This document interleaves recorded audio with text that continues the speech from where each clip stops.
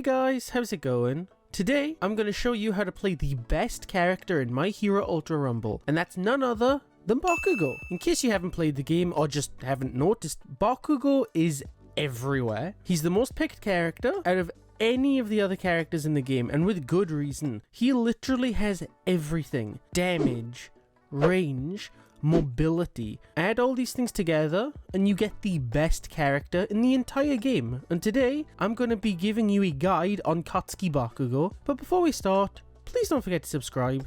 It helps me out and lets you know when I upload new videos. So don't forget to subscribe and let's get into it. First, we will look at his strengths and weaknesses, then his tools, and finally, we will talk about the many playstyles you can utilize with Bakugo. So starting with his strengths, Bakugo has great damage, good mobility, and pretty good range. And for his weaknesses, in my opinion, he only really has one, and that's shield characters, like Momo with her shield, or Kendo with her shield. Like, that's what I mean by shield characters, not like the yellow icon for shield, since they pretty much hard counter most of Bakugo's skills. By the way, I can compress here too, since his beta skill is kind of like a shield, but only for projectiles. Now, onto his tools.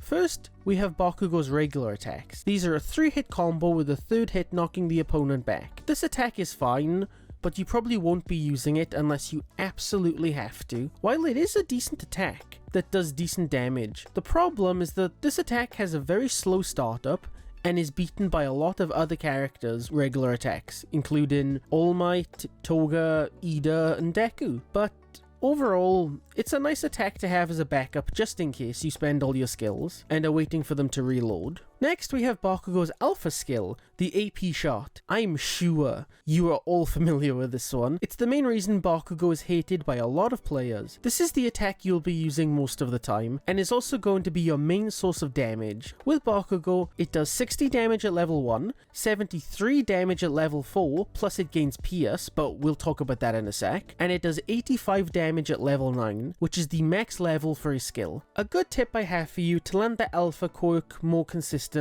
is that if the aim assist isn't kicking in, you're out of range for the attack to hit something. Something kind of funny about Bakugo's alpha quirk is that it has the exact same range as the aim assist in the game. So if the aim assist isn't in range, neither is your alpha quirk. Now let's get into Pierce. This is just one of the many things that makes Bakugo one of the best characters. Basically, Pierce lets Bakugo also shoot through walls and objects. As you can see, Uraraka is behind this rock. My attack shouldn't be able to hit her, but as you can see, it does. The same works with walls, so if you can see an enemy team is behind something, you can take shots at them. I will say though, this isn't always the most accurate. I'll show you at the top of this wall now. If I shoot directly down, my shot goes off to the right. This applies to most directions, but only happens at certain angles of the object you're trying to shoot through.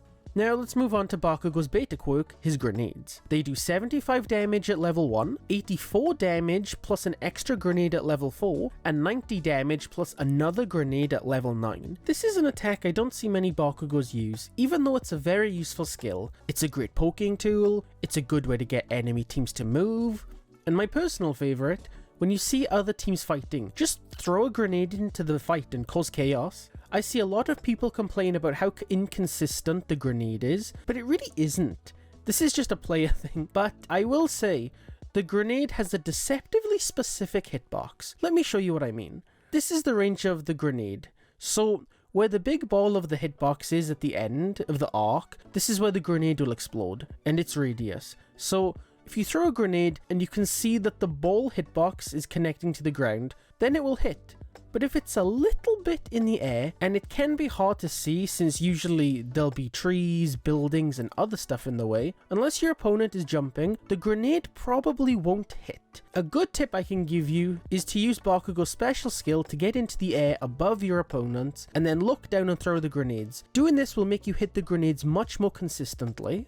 Something else about the grenades which is kind of weird, and this is just a game thing, sometimes they will explode in the air, and sometimes they won't. When they don't, the grenades just fall to the ground and explode on impact.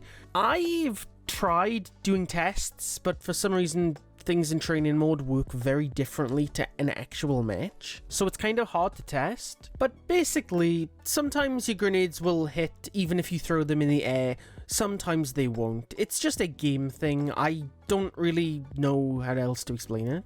Now let's move on to Bakugo's Gamma skill, Howitzer Impact. This is by far Bakugo's highest damage skill, even before the recent damage nerf. At every level, it does 120 damage at level 1, 150 damage plus size increase at level 4, and 180 plus another size increase at level 9. And that's not even taking into factor the small 5 damages Howitzer Impact also does. So realistically, at level 9, if you're doing it right, Howitzer Impact is going to hit for over 200 damage, which is crazy. No, I'm not saying people are using Howitzer Impact wrong, but they're not using it to its full potential. Most people, including myself, for the first day or two before I figured it out, just tap the skill. But did you know that if you hold the skill, the spin is much longer and you go much further? And that's where those little 5 damages start to come in. So, in a pinch, you could technically use this as a movement tool, but I don't recommend it since the actual impact of Howitzer Impact has quite a bit of end lag. So if you're being chased and you use this to escape, the opponent will very easily be able to do damage to you. Something I recommend with this skill is, if you can, always hold instead of tap. But holding isn't always a good option. Let's say you're in an area with loads of obstacles, maybe like the center of the map, and you hold a Howitzer Impact. There's a good chance you bump into something and the skill drops. So only do this in areas where you're pretty confident you're not going to bump into something. And now for Bakugo's final skill, his special. Just like Pierce, this is one of the many things that makes Bakugo an absolute unit, because with the skill, you have arguably some of the best mobility in the game. By aiming your crosshair and pressing the special skill button, Bakugo can have a short boost of flight, and you can do this 2 times. Pretty much everybody uses this skill to escape, which is a good way to use it, but there is so much more you can use this for. Let's say you're in Typhoon Zone or Fire Zone, and you're fighting an enemy team on the ground. You could use the skill to fly up to the rooftops and throw grenades and shoot AP shots while having the high ground. Another good way to use this is also, if you're in Typhoon or Fire Zone, you can actually fly to the rooftop of the domed roof of the area. So if you're in a fight and you need to heal or shield up, use the skill to get to the roof, heal up, and then get back into the fight. Now that we've gone over everything Bakugo can do, let's talk about the different playstyles you can utilize with him. The first one is pretty much every Bakugo main, and that's Ruthless Aggression. You're playing Bakugo, you don't need to think, just rush in and do mega damage and wipe teams. While this is a very good playstyle, it's also the most likely to get you killed.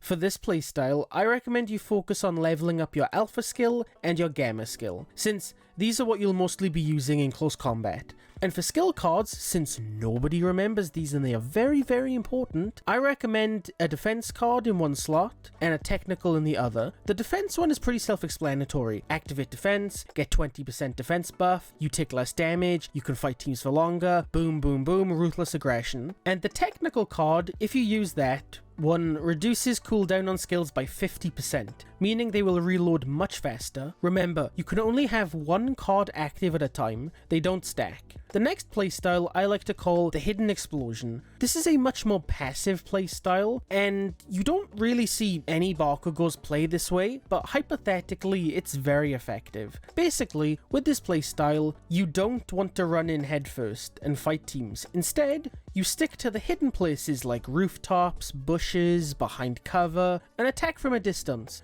The main skills you want to level up with this style are your Alpha Quirk and your Beta Quirk. And for your ability slots, you're going to want to put a technical card in both, since you'll be hidden most of the time, and reload speed is key for this playstyle to work. With all of this info, I guarantee you will be a better Bakugo in My Hero Ultra Rumble. But let me know down in the comments if this guide helped you and how you like to play Bakugo in the game. My name is Webb, hope you enjoyed the video, thank you for watching, and I will see you next time.